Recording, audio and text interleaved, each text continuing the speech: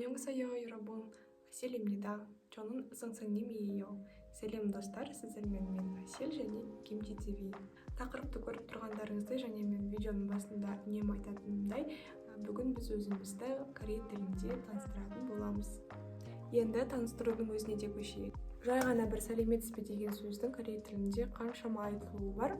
Бірінші ол әрине бәріміз білетін 안녕하세요 деп бірінші өзіңнен үлкен және енді өзіңді таныстырып жатқан ортаға айтылатын сөз. Екінші жай ғана аньон деп жай ғана өзіміздің достарымыздың, таныстарымыздың арасында аньон деп амандассақ болады. Үшінші достар мега уважительный сәлемдесу формасы, яғни аньонхашимника, яғни официалды жерлерде айтылатын сәлемдесу түрі. Достар, енді сіздер міне сәлемдесудің 3 түрін білесіздер. Енді менің атым Асел немесе менің атым Айдана деген сияқты өз аттарыңызды айтуды үйренетін боламыз.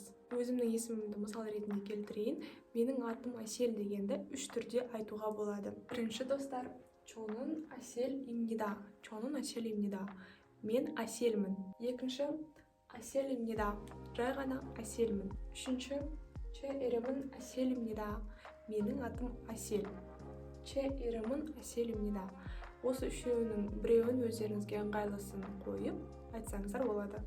Үшінші сөйлемде достар біз өзіміз кімбіз солай таныстыратын боламыз. Мысалы, чонун сонсаңнимиийо. Чонун сонсаңнимиийо. Мен мұғаліммін. Мысалы, кейбіреулеріңізде мұғалім немесе оқушы немесе студент болуларыңыз мүмкін. Сол себепті өздеріңізге ыңғайлы сөзді сонсаңним деген орнына қою арқылы жазсаңыздар болады. Бірақ ескеретін жайттары да бар. Жазып көрсететін болсақ, чонун хаксэнгиейо. Мен оқушымын. Немесе чонун дэйхаксэнгимнида. Мен студентпін. Келесі біз қай жерден екенімізді айтатын сөйлемді талдайтын боламыз. Яғни достар, чонун Казахстан-есо тунысымнида. Мен Қазақстанда туылдым деген сөйлем. Немесе чонун Кажахы сарам иейо. Чонун Кажахы сарам иейо. Мен қазақ азаматымын.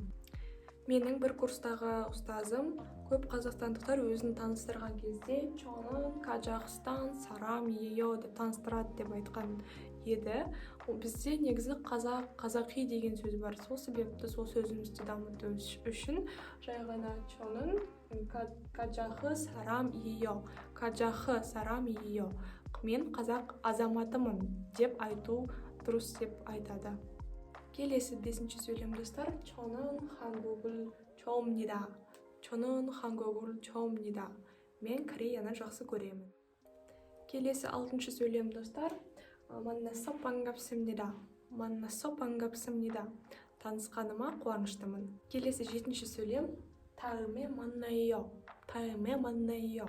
Келесі кездескенше. Келесі 8-ші сөйлем аньон, яғни өзімізді таныстыру барысында қоштасу кезінде аньон деп атасақ болады. Аньон, яғни сау болыңыз дегенінде корей тілінде бірақ бірнеше түрлері бар. Мысалы, біз бір адаммен сөйлесу барысында қайтатын болсақ, сол жерде қалатын адамға аньони кесео немесе аньони кешемшио деп айтсақ болады. Аньони кесео деген сол жерде қалатын адамға айтылатын сау болыңыз деген сөз. Аньони кешемшио ол официалды түрде айтылатын қоштасу сөзі. Келесі кетіп бара жатқан адамға қалай сау болыңыз деп айтамыз. Аньони касео. Аньони касео. Немесе аньони кашимшио. Аньони кашимшио. Официалды түрде айтылатын түрі. Яғни екеуі кетіп бара жатқан адамға айтылатын сау болыңыз деген сөз. Үшінші чалга. Чалга, яғни кетіп бара жатқан адамға қарапайым түрде айтылатын сау болыңыз. Сау бол деген. Төртінші, яғни бәріміз білетін аньон сөзі.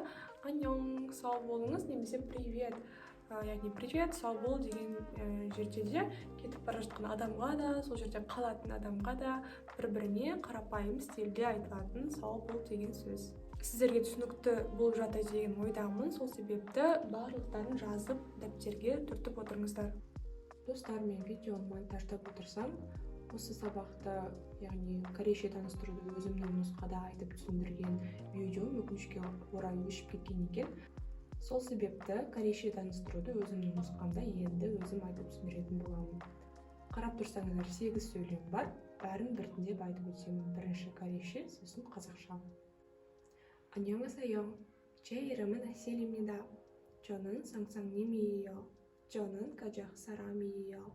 저는 한국을 좋아합니다. 만나서 반갑습니다. 다음에 만나요. 안녕. сәлеметсіздер ме? Менің есімім Айсел, мен мұғаліммін. Мен қазақ азаматымын. Мен Кореяны жақсы көремін. Танысқаныма қуаныштымын. Келесі кездескенше сау болыңыздар. Міне корей тілі бойынша 4-ші сабағымызда аяқталды. Енді осы мен үйреткен сөйлемдер арқылы қайта-қайта оқып, кейін өздеріңізді видеоға түсірсеңіздер, қайталап көру арқылы өздеріңізде бір үлкен қуаныш сезімі болады. Яғни сіздер өздеріңізді корейше ортада таныстыра аламын деп үйренгендеріңізге қуанатын боласыздар. Сол үшін сіздерге кішігірім бірақ пайдалы сыйлығым бар. Ол үшін сіздер осы жаңа мен үйреткен сөйлемдер бойынша өздеріңізді корейше таныстырып, видеоға түсіріп, мені белгілеп салатын болсаңыздар, міндетті түрде осы кішігірім сөздіктерімді сіздерге сыйға тартатын боламын. Сіздерге пайдалы болады деген сенімдемін. Уақыт бөліп менімен болғандарыңызға рахмет. Аньон немесе чалга.